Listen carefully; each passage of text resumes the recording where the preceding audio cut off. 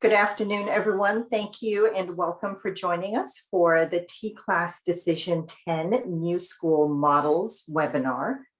Chris and I are here along with Steve and Rachel. We will do some introductions here in a second, but I will go ahead and reshare my screen just to make sure that we have everything kicked off. So welcome again, 4 to 5 p.m. on a Tuesday afternoon. Thank you so much for joining us. We have a lot to talk over with you. So let's start off right away with the agenda and what you need for today's webinar. So we'll do quick introductions. Welcome again. We will talk about the TCLAS Award next steps. We will go into a bit of a deep dive around Decision 10 and recap some next steps with you. Please make sure you go ahead and ask any questions in the chat box in Zoom. This is being recorded and the slides will be posted later on. And we all have a couple of screens, so you'll see Chris and myself and Stephen looking off left and right a few times. So just wanted to let you know that. So welcome again and congratulations on your award. We are here to talk with you about TCLAS Decision 10, which is modeled after the School Action Fund. So I am here with 3 of the 4 team members, and I'll let Chris go ahead and introduce himself. Hello, everyone. Welcome. Again, like Laura said, I'm Chris DeWitt. I'm the Director of System Support, working with Laura and this great team who runs the School Action Fund and also Decision 10 for TCLAS. Excited to work with you all this year. All right, wonderful. Thank you, Chris. And I'm Laura Hyatt, the manager of the School Action Fund. I have met so many of you already, but we're excited that we have some new districts who are joining us through TCLAS. And so we will be new to you, but we'll become friends very quickly.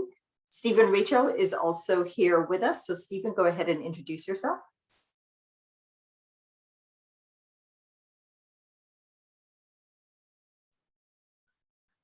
You know, I think we're the only ones who can come off mute, Laura, actually. So we'll have to introduce Stephen and Isabella.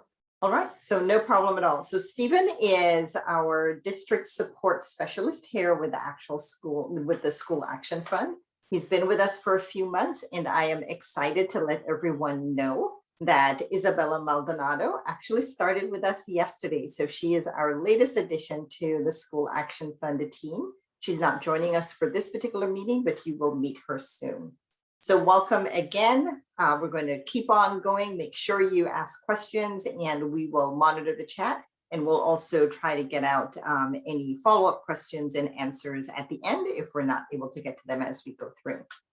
So step 1, yay, everyone here, you've already made it. You have done your award, you've done your confirmation survey. That was due by 11:59 last Friday. So here we are on step 2, which is completing your program onboarding. And of course, we know for many of you who had multiple awards across decisions, this is just one of the onboarding webinars that you're going to be participating in. So thank you again for joining us this afternoon. And then there is a window that's going to be open for you to actually do the eGrants application. And we will show you another slide in a few minutes with some more dates that you can get help. But the key date here is that eGrants application window closes October 29th. The other thing that I really want to highlight for everyone here is that those are going to be processed on a first come, first served basis. And that's really important for you to know because Chris helped me out with this, but I want to say that TCLAS is making awards to more than 700 school districts. Do I have that number correct? All right, so got the head nod. So you know what that means for all of you. Again, first come, first serve to get your calculation in, to get your NOGA award. So the sooner you can go ahead and do that, the better off you will be.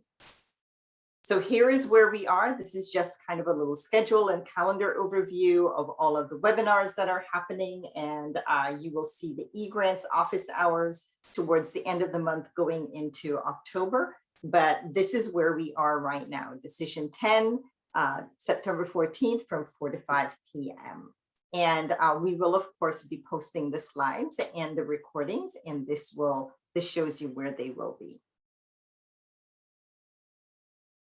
Just some more dates around eGrants. Office hours are highlighted here, and here is the key information for you. There's going to be an overview webinar on Friday. Would really encourage you to participate in that because again, there's just so many awards across decisions and what that application will look like in eGrants. Plus there's going to be office hours pretty much every week through the date that the window closes. So through October 29th, there's going to be office hours. So really encourage you to participate in those and get all of your questions answered. So let's dive into Decision 10 new school models. Again, grantees, congratulations, you're in fine company. For those of you who have already been a part of the School Action Fund, you know, you recognize some of your counterparts who have been working with us. And then we have some new school districts who are joining us in this work. So we're excited to welcome both repeat districts as well as new districts who are joining us in this work. So 14 school districts with a variety of actions and campuses. Just like School Action Fund, TCLAS Decision 10 is supporting specific actions.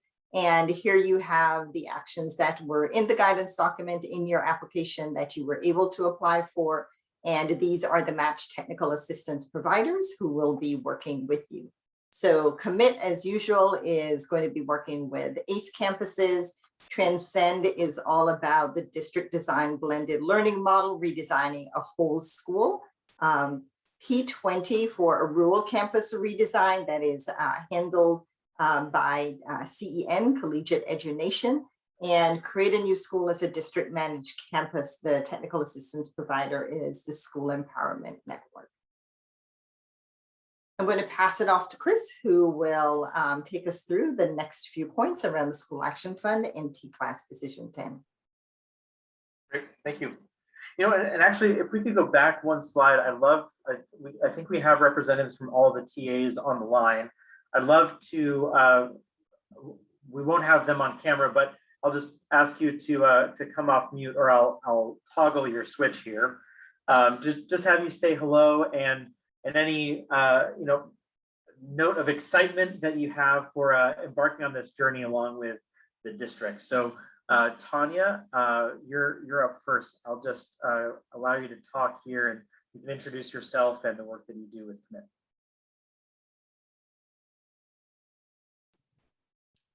Good afternoon, Chris and Laura and everyone. I am Tanya Clark, Deputy Director over at Commit, and we support the ACE School Action. And we're just super excited to support Fort Worth and Aldine as they continue on their ACE journey. They have made remarkable strides in the past, and so we are just eager to jump in and continue to support the great work that they've done. Great. Thank you. And Transcend, Nikhil, I can ask you to represent Transcend. Hi everyone. Great. We're excited to be working with schools that are working to redesign a blended learning campus. We've been working over the past year with some SAF schools, have some more joining, and are really excited about you all joining our TCLAS journey, as is my son in the background. So thanks all. Awesome. Thank you. Rachel? Rachel's not on. This is Tim Alexander. I'm the CEO Hey, Dr. Alexander. Education, and we're really excited to be part of the redesign of rural campuses with a P20 model to increase post-secondary credential attainment and things leading up to it. So appreciate an opportunity to be a part of this great work. Great. Thanks, Dr. Alexander. And Emily. Hi, everyone. So nice to get to see you all or meet you all here, and congratulations on your TCLAS grant awards. School Empowerment Network is just so honored to get to be part of designing new district managed schools. So just excited to get started. Thanks, everyone. So yeah, let's, now that we're all acquainted, let's jump into why are we here? the fundamental question we're all trying to ask ourselves right now is how do we create better or new school options for our communities? Now more than ever, with the impact on student learning from the pandemic and all of the gaps that existed and inequities that existed before the pandemic, we know that students need high quality learning environments more than ever. And so part of what we're trying to do through the School Action Fund, through the TCLAS Decision 10, is to make sure that this public health crisis does not become a generational educational crisis. So this is one tool in districts' toolboxes to make sure that communities have the schools they want and need in their communities. Go to the next slide. I wanted to walk you through just a real world example of a school action to kind of bring this journey to life, this journey that you're about to embark on. And one of my favorite examples is Handley Elementary in Garland ISD. I found it. As you can see on this slide, and let me just make sure that I have everyone muted here. There we go. As you can see on this slide, Handley was in and out of school improvement. Things started working and then started not working. And by the end of 5 years, they were improvement required 3 out of those 5 years. So that brings us to 2017. You can go to the next slide. And in 2017, the district and the campus decided to plan and implement the ACE model. There are some folks on the line that are implementing ACE models as we speak. Shout out to Aldine, Sayal on there. You have an ACE campus that you're continuing to implement through TCLAS. But Garland started theirs at Handley in 2017.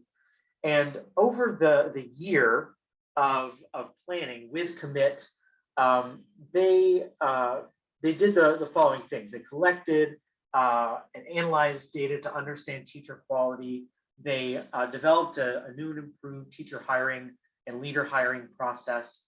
They developed a communication strategy to not only tell communities what was happening, but to solicit input from them. So it was an authentic two-way communication strategy. And they developed a comprehensive school plan that outlined every aspect of the instructional model and the academic program. And so that happened in 2017. By 2018, they were already meeting standards, but as we could see before, they were up and down anyway. So, let's just see. We can go to the next slide. And so when they're in full implementation, so this is the implementation that resulted in the 2019 rating. They had achieved a B rating overall by implementing the 5 pillars of ACE. And not only did they achieve that B rating, but they got distinctions. They're in the top 25 of academic growth. This is what we're trying to accomplish through school actions. Rigorous planning, implementation with Fidelity will yield a high quality school. So this is an ACE example, but we could easily sub in creating a new school, redesigning a school with a blended learning model. The essence of the school action is the same. We're doing strong planning. We're implementing with Fidelity to make sure that the outcomes are strong for all students. Let's go to the next slide. So just want to come back to why now. Students deserve high quality learning environments, and school actions are just one way for districts to deliver those learning environments to students, whether it's transforming low performing schools or just identifying community needs that are unmet. Maybe there's a type of specialized school that families in your communities are looking for, whether it's dual language or STEM or IB. It's not just about low performing schools, it's also about those aspirational high quality learning environments for students that can be planned and implemented through a school action. And now is the time. Now is the time to do that.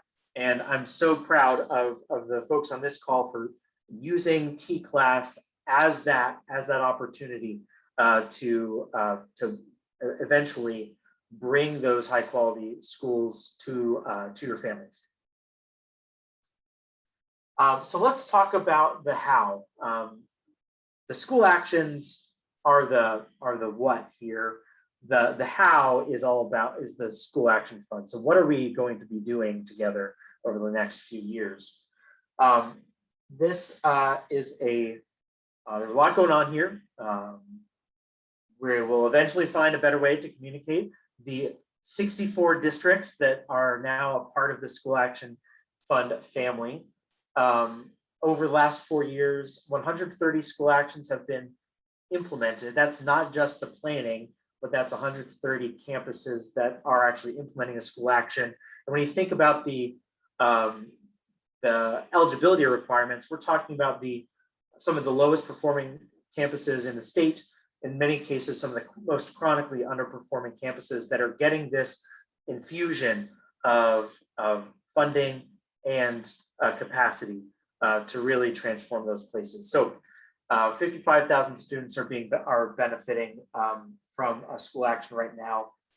And it's not just System of Great Schools districts. If you're familiar with that network, System of Great Schools districts are always, every year, looking at new actions to leverage and deliver to their families. But school actions are a universal tool, not just for those SGS districts. Yeah, that's what the, thank you. I see the question here. The red are the System of Great Schools districts, those districts that are engaged in an annual portfolio planning cycle to figure out which actions are we going to plan and execute every year as part of their annual cycle. And this is kind of built into the fabric of a System of Great Schools district. The other districts are absolutely picking this tool out of the toolbox, might come back and do more actions later on, but are not in the System of Great Schools network. If anyone on the line is interested in learning more about the System of Great Schools network, please reach out. And I think this is my last thing before I pass it back to Laura. Just want to ground everyone in the universe of school actions that we're supporting through TCLAS. Those are all the yellow highlighted actions. The ACE model, we're only funding an implementation. So those are campuses that already went through the planning process and are now just continuing the ACE model. Creating a new school with as a district managed campus. We support it through TCLAS, and then two types of redesign. One is a whole school redesign with a blended learning model, and another type of redesign was the rural P20 redesign. And so those are the ones we funded through TCLAS. The other actions are ones we funded through School Action Fund Cycle 5, which we just finalized over the summer. And then below that, you see all of the technical assistance providers that support the School Action Fund. All the TCLAS TAs you heard from at the top of this call.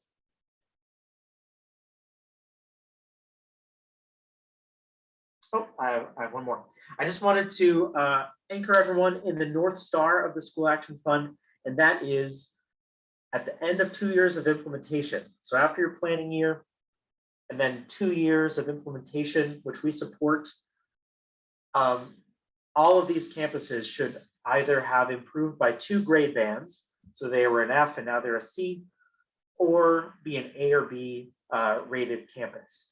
And so everything we do, everything technical assistance providers do, everything that you do as district and campus leaders should be aligned with that North Star goal of making sure that these are high quality schools for the students they serve, as measured by that ultimate North Star of the A or B rating, or two grade bands and 2 grade bands better.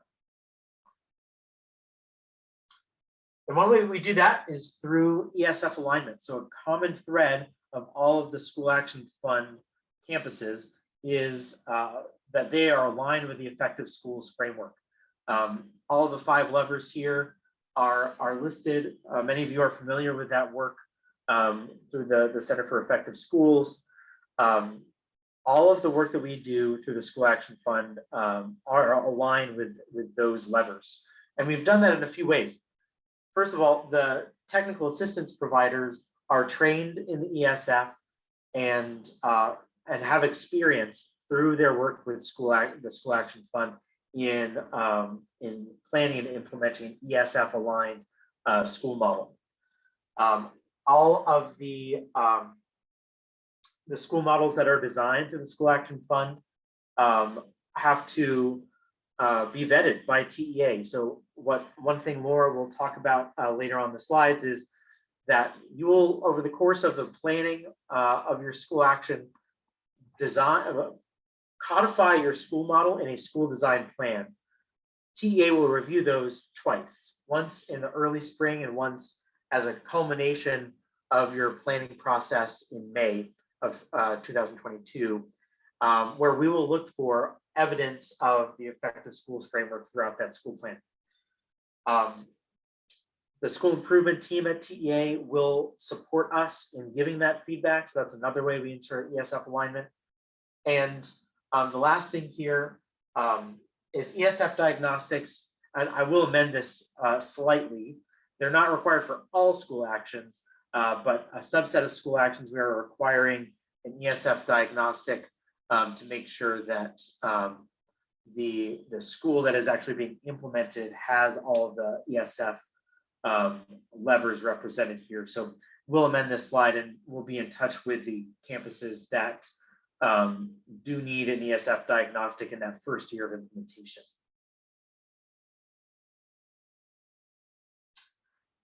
So just to ground us, bring us back to this year's mission, if we have a rigorous planning process, if we implement that plan with fidelity, then we will have the high performing schools and improved student outcomes that the students we serve deserve, that the communities we serve deserve. So I just thank you for your commitment to this process and for your courage in exploring a school action to meet the needs of the families in your communities. Thank you, Chris. So we are going to start talking about planning grant activities. And for those of you who have been participants in the School Action Fund, some of this will seem, wait a minute, I've heard this before. But we really want to help ground, especially our new participants, in the early work and what will be continuing and ongoing throughout the year. So part of the school action planning journey is all about having district and campus leaders work closely with the technical assistance providers who have joined us here to rigorously plan the school action according to 5 overall goals. And you'll see these goals many times because they will become part of the Fidelity of Implementation Tracker that we will talk about some more later on. So here you have the 5 goals. Envision, which is all about aligning the school action strategy with the district vision for student success. So how does your particular school action for this particular campus or campuses, depending on your award, really fit in with the overall school improvement, district improvement plan? Really then the next one is developing that evidence-based school model, that school design plan that Chris spoke about, ESF aligned in coordination and with the support of the technical assistance providers, and really to be able to fill that need that your community wants and needs to have filled. Really with school actions, they are big, bold actions. We know that. And again, thank you also for joining us on this journey. But we know that also means that more than likely, you've got to do some recruiting.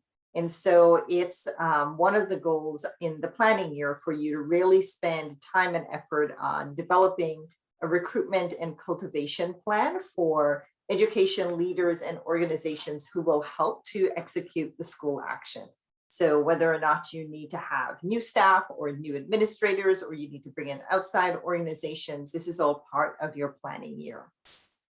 Towards the end of the planning year, then you're going to be moving into your approved stage, where you're finalizing plans and performance agreements for new schools, actions, and models. And when we say performance agreements, that means even a lot of people think of charters and performance agreements, but in the School Action Fund, we know that again, with big, bold actions, the majority of the time schools need some leeway around district policies. And so you really have time now to plan that and to think about it. And then moving into the transition of making sure the support is there for day one implementation of the action when you move into continuation years.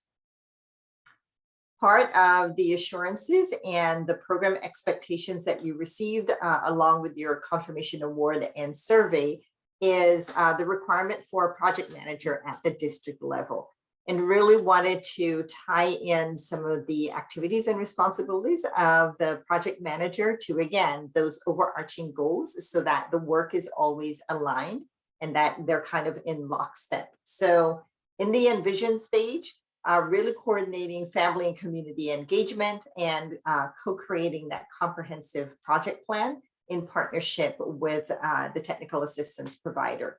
And part of that family and engagement, family and community engagement, is also building out a communication plan, so that again, your community knows what's happening and what ideas the district has and that they're going to implement.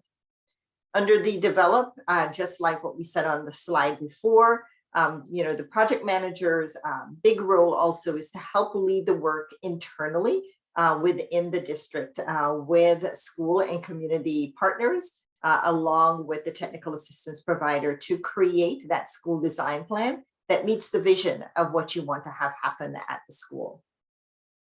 You're going to be working with school leaders in all design and planning activities, perhaps recruiting staff or coming up with a recruitment plan, and ensuring that school leaders are receiving appropriate support and coaching to meet campus needs. And that's part of the work that the technical assistance providers will also do with you. When we move into the approved stage, we want to make sure that the district project managers are working on the school action and model to meet all of the ESF levers and framework that Chris mentioned earlier, including high quality instructional materials and research-based instructional strategies, otherwise known as HQIM and RBs. And you would have seen those in the program expectations. Again, that was a part of your email. Transition, we want to make sure day one, the school is ready, so that students are ready, staff is ready, the model is ready to be implemented, and leaders are ready and waiting and geared up to go from day one. For implementation grants, and this is really around the ACE model, but eventually, hopefully, everybody will move from planning to continuation and implementation. But starting off now for implementation grants, really it's making sure that the school design plan that has been created and crafted alongside community and family is really being implemented with Fidelity, and that there are interim goals for student outcomes. And so are students making progress towards those interim goals? And are the levers also being effectively implemented and being monitored as well? And then as Chris mentioned earlier, our outcome, our North Star goal is really to get campuses to jump at least 2 grade level bands and really to hit that A or B rating within 2 years of implementation. So just to make sure that you know that means 3 years. So your planning year, and then yes, the 2 years of continuation and implementation after that. Want to let districts know, kind of give you an overall view of what the technical assistance provider's role is. And so from the perspective of the agency, there's 3 roles that the providers really support. They're the external district project manager, They're our liaison between you and the agency, although you will meet with us as well. But they will certainly have their pulse on what's happening on your campuses and in your district, as well as being a school district advisor. So they will help everything from coordinating communication, helping you co-craft your school design plan. They will monitor overall and implementation progress. They will help you as far as deciding what deliverables you need to upload as evidence that we will request of you. They will also support you in making sure that the ESF levers are a focus and are built into your plan. They are your coaches, your campus and district coaches. One of the things that TA providers are so very good at doing is helping to build that capacity within districts. And that's really key for us, because that's what we want to have happen for your campuses, is that at the end of your resources and your time with the School Action Fund, that really the agency knows we're walking away with leaving you having built some additional internal leadership capacity. They'll help you with a budget review. It's a lot of money. We know that, keeping track of that, as well as really kind of scheduling, preferably monthly drawdowns, because one thing we really want to make sure of is that nobody loses money because money isn't being spent in a timely manner. And they will participate in your data analysis conversations and debriefs and plans with what to do based on that data analysis. They will help with walkthroughs, as well as support board and community engagement along the way during the planning year and the continuation and implementation years. So I mentioned briefly earlier the Fidelity of Implementation Tracker, otherwise known as the FIT. For those of you who've been involved in SAF, you know all of this already, but really want to highlight this for our newer districts. So the FIT is closely aligned to the program expectations. We want to make sure that as little as possible, there's no surprises, so that when you saw the program expectations, you should see very clearly alignment when you see the Fidelity of Implementation Tracker as far as the goals and the GPMs, so that there is alignment across those two. And it's the tool that we'll use to help us really get a feel for what your progress is along your school design plan and other activities that are happening.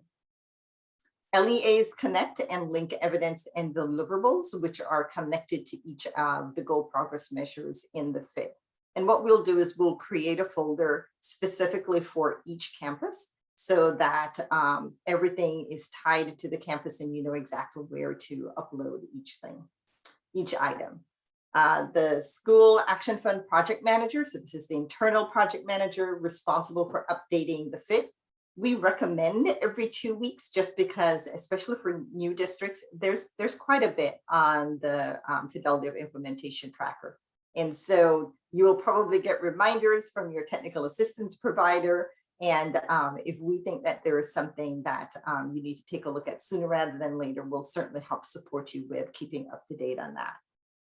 Again, regularly updated, and we provide reviews. The agency provides reviews, and there's kind of a cycle that we'll go through, and we have some dates later on to talk about as well. And then I mentioned about the folder for each specific campus. So this diagram gives you a little bit of an idea as far as when you think of the role of project manager, as well as TA liaison and coach and support for the school and district. This gives you an idea as far as how all of that wraps around and shows up in the Fidelity of Implementation Tracker. So it's a progress monitoring tool. Again, the LEAs work with the technical assistance provider to complete it. We hope we've aligned it as well as we possibly can to program expectations. And here is the highlight bullet point for you, number 4. So successful completion of all of the goal progress measurements, that's a big determinant for continuing to receive funding. So after the planning year, towards the end of the planning year, we'll be taking a look at where you are and all of the GPMs, the quality of your school design plan, kind of where you are in your budgeting process, but really completing those GPMs, that's a big determinant for continuing to receive support and in resources and funding. You will enter progress notes to give us updates as well. And then, as I said, we will provide feedback on, there will be a specific TEA feedback loop that you will see when you get it. So the short version is the FIT tool is a big spreadsheet.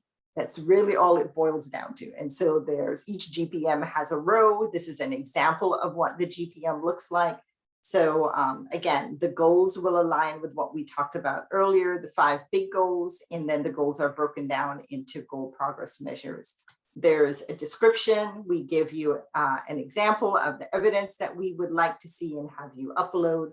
And we give you target dates as well, as far as when you should be uploading these by, so that both your technical assistance providers and the agency, so us on the SAF team, that we can be taking a look and making sure that things are going well for you, and if there's any support that you need as we go along.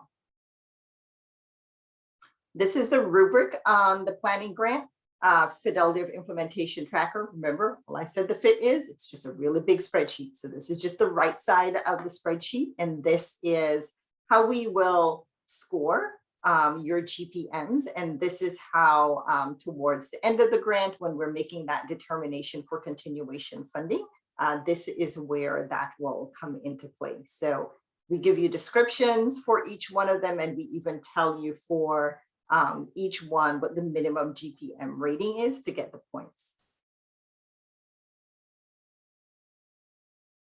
So here we are. We have 4 TEA feedback loops. The first one will be mid-October. So we decided to have 2 in the fall and 2 in the spring, just so that, again, hopefully we are more on top of what's happening with your campuses and districts, and we have a better feel for any support that you might need. And then the last bullet point in there really just talks about some of the evidence and deliverables that you will be asked for, such as the HQIM pulse check. We'll ask you about what learning acceleration strategies you're employing and going to be including in your school design plan.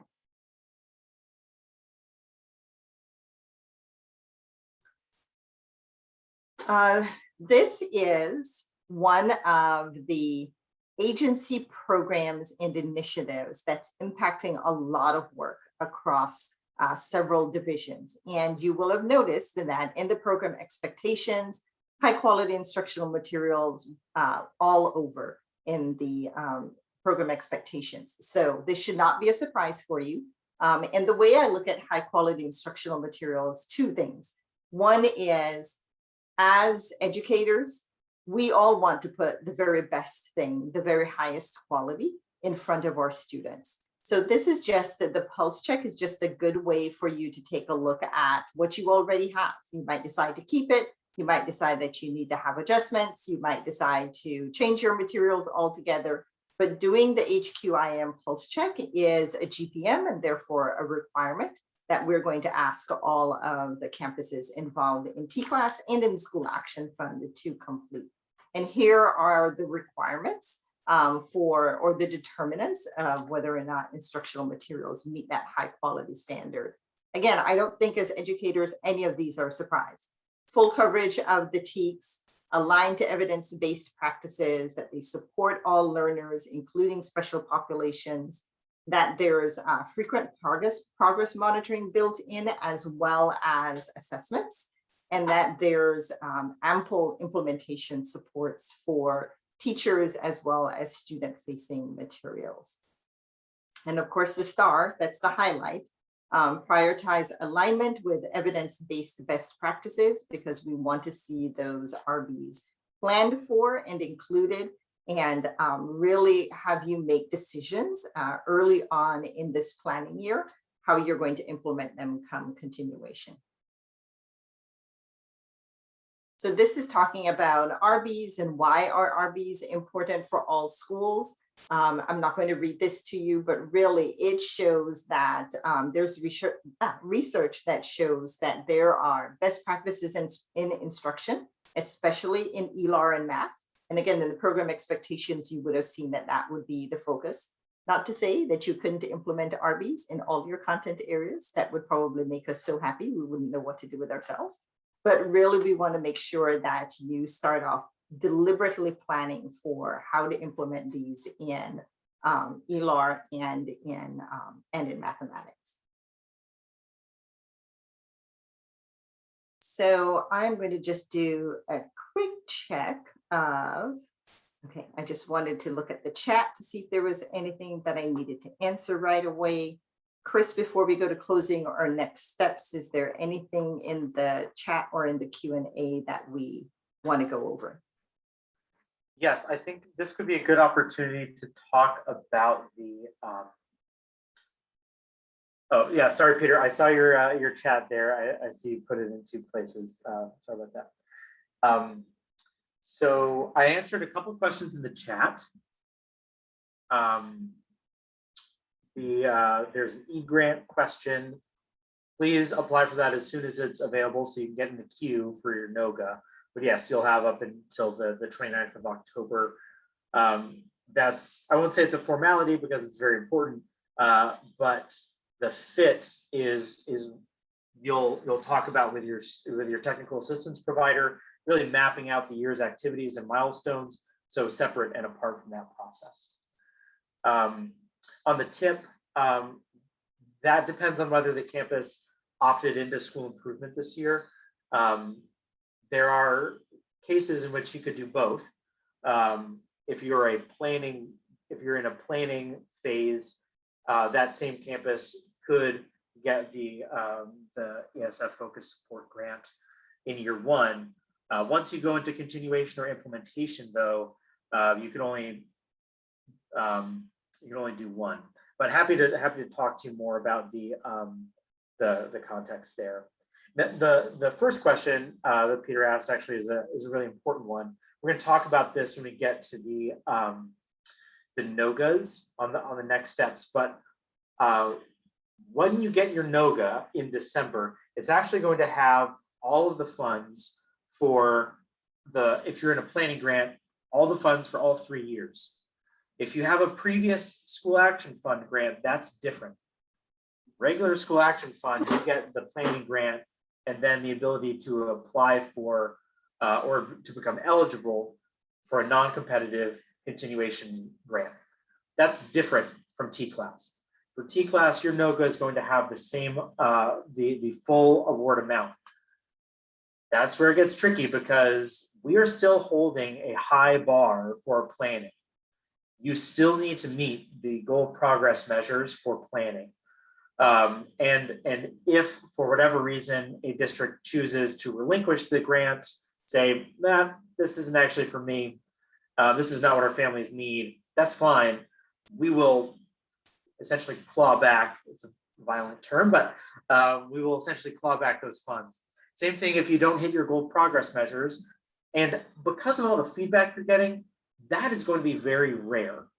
Last year, we didn't have a single planning grant that did not hit their goal progress measures. And that's because you're getting so much feedback and support from TEA and from TAs that there was not a single planning grant that did not hit their goal progress measures.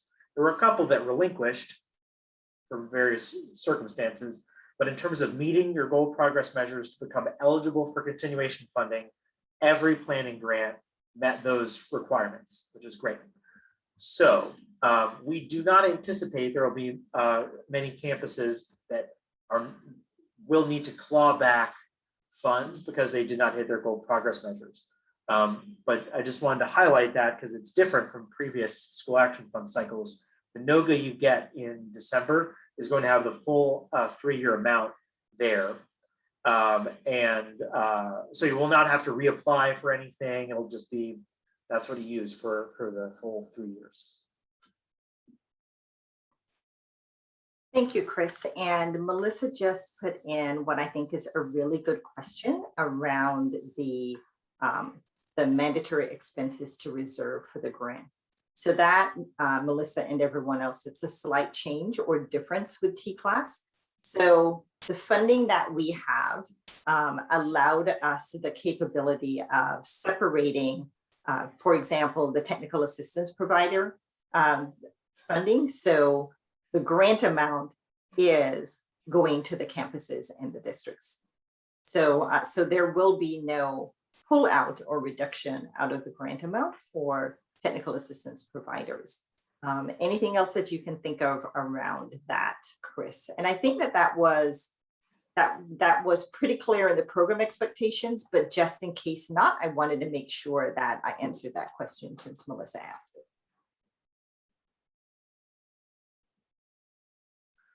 No, this is another difference between TCLAS and the regular school action fund. All other expenses that do not go directly to the district and campus are in kind. So the NOGA you'll get will be the full amount of the grant. The TA is from a separate funding amount. So that is what the NOGA you get will be the full amount you expect to receive to the campus and district. And then I see a question from Adrian, will we get guidance on spending the dollars? So Laura actually put together a program expectations document that was actually, I believe, attached to the welcome email, but we can send that again, or maybe put it in the chat if we have it handy. That is also something that all the TAs will have to walk you through when you have your onboarding meeting with TAs.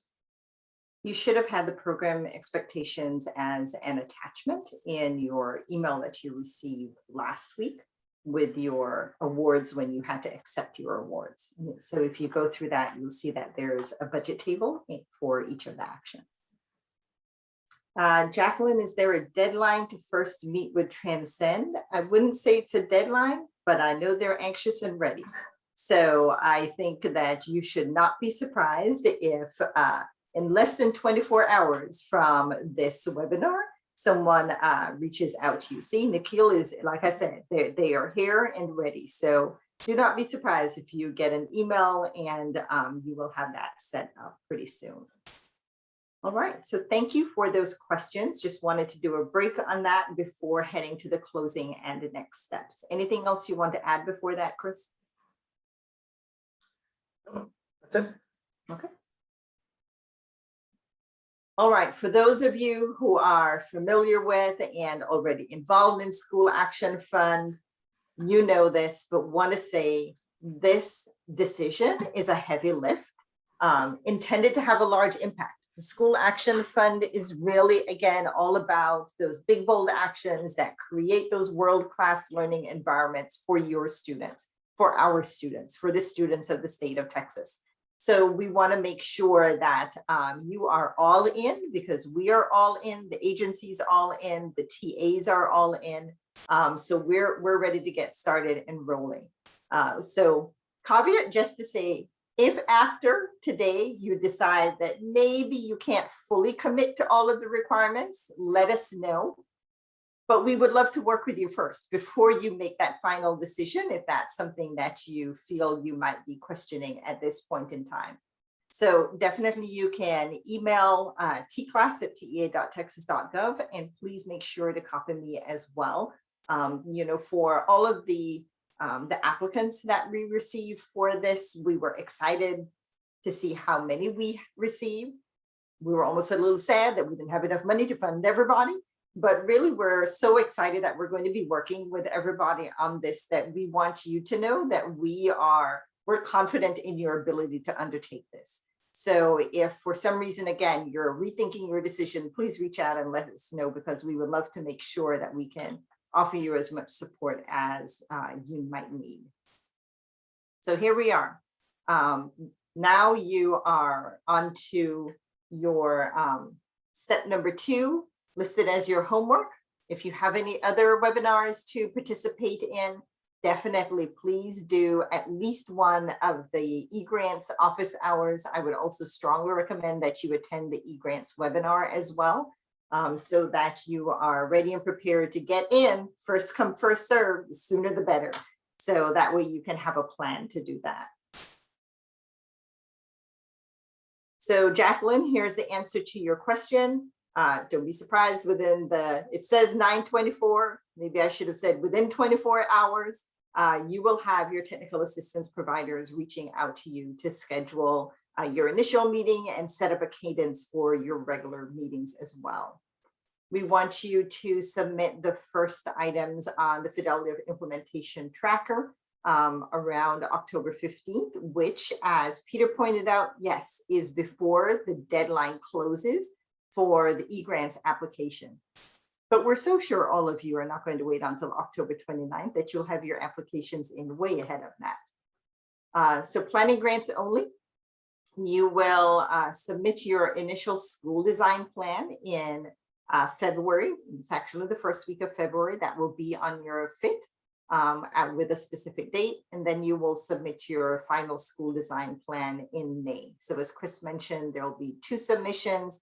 The initial one so that we can give you feedback on it. And then you will have a few months to go back and recreate or craft any additional responses or items that might have been missing or need some touching up. We are easy to find. So you have the email address for both myself and Stephen, as well as the DSSI email address. We didn't put Chris on here, but he's usually pretty easy to find as well. So we're really excited to be able to support all of you in this journey. As I said, we have a new DSS who started yesterday. So you will start to see her within the next few weeks or so, probably towards the end of the month, going into early October. As you know, I have her in complete head down onboarding mode at this point in time. But we're excited that the School Action Fund team is growing, because the more we grow is the better that we can support all of you. So I can't believe that we're actually done a little early. Chris, did I skip over anything? Any additional questions in the chat or Q&A that we need to touch on before we head off? Yeah, just a couple things to give voice to in the chat, and feel free. We'll stick around and answer any questions that you have. We will send a copy of this PowerPoint out to folks later this week.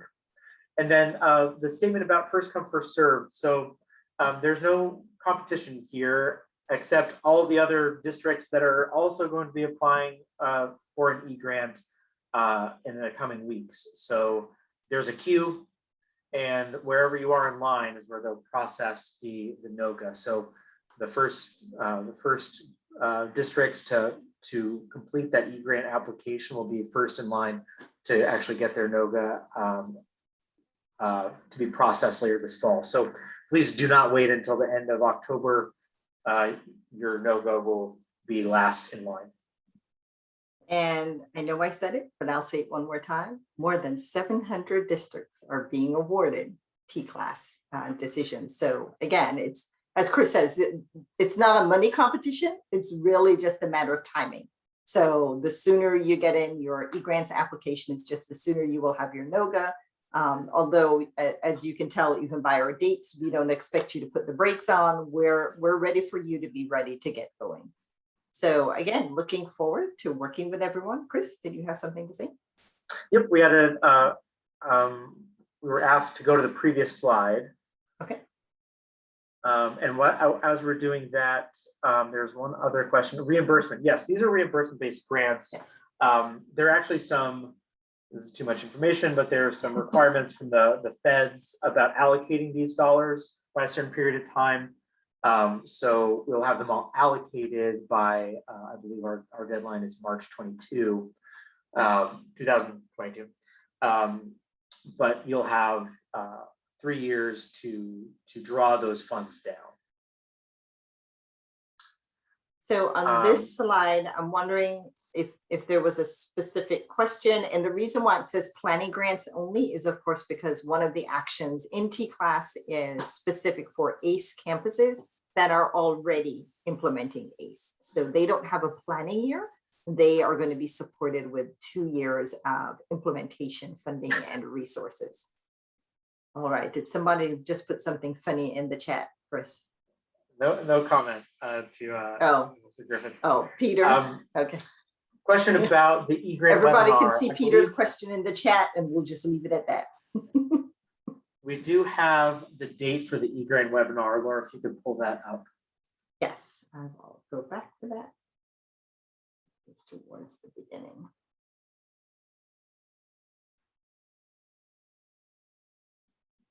All of you should be dizzy by now since I'm going backwards. There we go. The overview webinar is this Friday. And then they will have office hours every Friday after that until the window closes. And Rachel from Collegiate Education, or maybe that was Dr. Alexander, the fit for the TCLAS districts will reflect these dates. Yeah, so the fits are the same. If you're a technical assistance provider, the fits are the same for your cycle 5 grants as for TCLAS. We want to keep everyone kind of in the same boat here. If we see that there are some delays for one reason or another, then we'll address that as on a case-by-case basis. But we're on the right track. Cycle 5 grants only started a couple weeks ago, so they don't have too much of a head start here. So all the dates and deadlines in the fits will be relevant for TCLAS districts as well. And you're welcome, Patina. Looking Okay. forward to working with you from our Ann Sheffield. Okay, who will get the notification for the eGrant or federal grants folks, or the TCLAS point of contact? I would assume it would be your federal grant folks. I believe whoever the point of contact is who actually completes that that process will get the notification. But a great question for any of the office hours or the webinar later this week. Well, thank you again, everyone, for joining us Tuesday afternoon from 4 to 5 p.m. You've all had busy days with students and staff, and we appreciate your time. We're looking forward to getting on the TCLAS journey with you in many ways, the School Action Fund journey, and looking forward to working with everyone. I'll stay on, and Chris and Stephen will stay on for a few more minutes in case anybody has additional questions. But in the meantime, I hope you have a good rest of your week, and I'm going to go ahead and stop sharing my screen and then also end the recording.